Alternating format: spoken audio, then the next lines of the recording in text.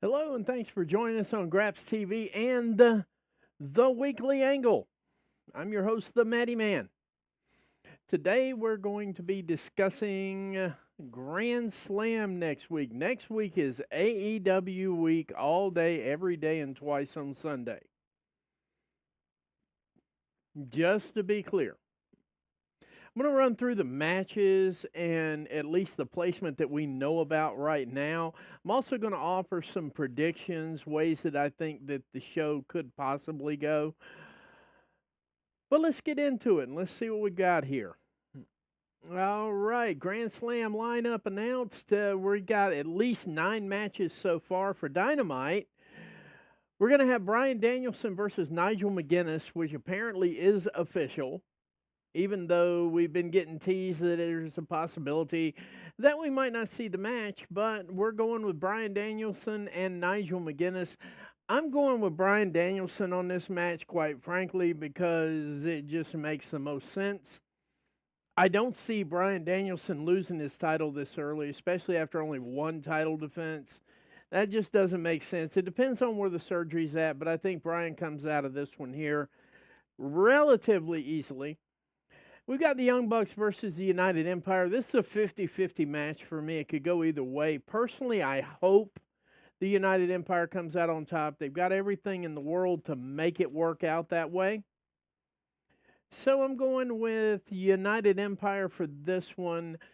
Darby Allin and Jon Moxley is also a 50-50. I can't really figure out what the angle is on this right now, so I'm going with Jon Moxley putting Darby Allin over and picking up the win. And then we have Mariah versus Yuka Sakazaki. This is going to be an amazing match on top of everything. Still picking Mariah to come out of this one on top. Then for Collision, the one that we have definitely, the two that we definitely know that are happening on Collision, Jamie Hayter versus Saraya. I'm picking Jamie Hayter over this one right here, and I'm also picking, I'm coming up with an idea in the back of my mind, tells me maybe Harley Cameron maybe stepping out of this faction. Obviously, she's shown that she's probably the most improved wrestler this year so far. I don't see anything stopping that at all. This is one of my bold predictions, so to speak. And I see maybe Harley Cameron sliding out from under the wing of Saraya when Saraya loses. We don't know yet, and I'm not confirming. I'm just saying that's my hot take for Collision, because Collision is usually known for the hot takes. And we're also going to have the Conglomeration versus Jericho, Big Bill, and Keith Lee, the Learning Tree.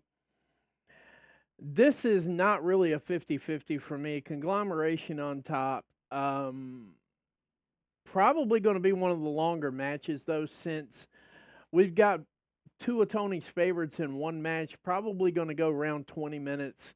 That's one thing we can definitely rely on, so to speak. And we have other matches here, and we don't know what days that they're going to be on yet. We have Hangman Adam Page versus Last Outlaw Jeff Jarrett. Obviously, I think Hangman Adam Page comes out on top. I think Jeff Jarrett's doing a put over. And shout out to Jeff Jarrett for bringing the promo work, bringing the ring work, everything in top of that. Still seeing Hangman Adam Page coming out on top on this one. Hook versus Roderick Strong for the FTW title. I think Roddy's going to put Hook over on this one fairly easy. We have Okada versus Sammy Guevara. Now, this is one of those that could go either way for me. I'm thinking maybe Okada does the job because it's a qualifying match, so to speak. And if Sammy Guevara wins it, he picks up a title shot down the road. Maybe, just maybe, this is a transitional to bring Sammy Guevara back to the main stage, so on and so forth. So I'm picking Sammy Guevara on this match here. This is definitely going to be a night to remember, and what I would like to see from everybody else on this is, well, what do you think the matches are going? How do you think the matches are going to go? what are your thoughts? What are your predictions? So if you would just kind of let me know in the comments. But for right now, I want to go into a little bit more detail about, the reason this is the weekly angle is because it is the angle of the week. And I think Grand Slam is going to outshine, outperform, and out hustle Bad Blood. The second half of it's going to be showing on the same day. Collision is still going to be on Saturday, I think. I haven't heard anything to move it up or anything to that nature at all.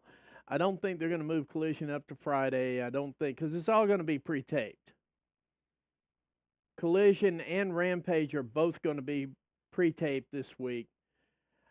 I don't see the point in moving Collision away from it because it's part of the main venue. But if it does stay on Saturday, we've got a head-to-head between Collision and Bad Blood, and I know which one I'm watching.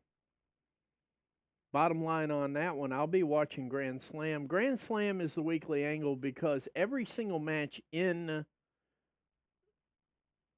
the card has no less than a year and a half's worth of storylines on it. All of them come together. Some of them merge. The storylines actually merge even in the middle of the show. We've got 3 convergent storylines happening at once. So when you've got all that action playing together to the grand scheme of the landscape of AEW, then it becomes the angle.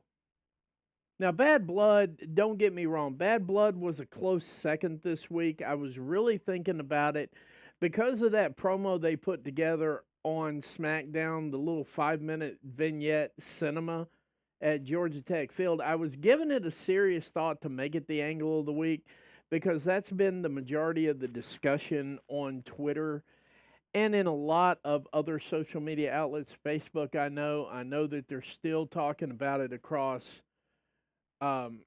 Instagram, and I've seen a little bit of it bleeding over into TikTok. So it gave me cause for pause when I was deciding on the angle of the week because we have 2 major events going up against each other.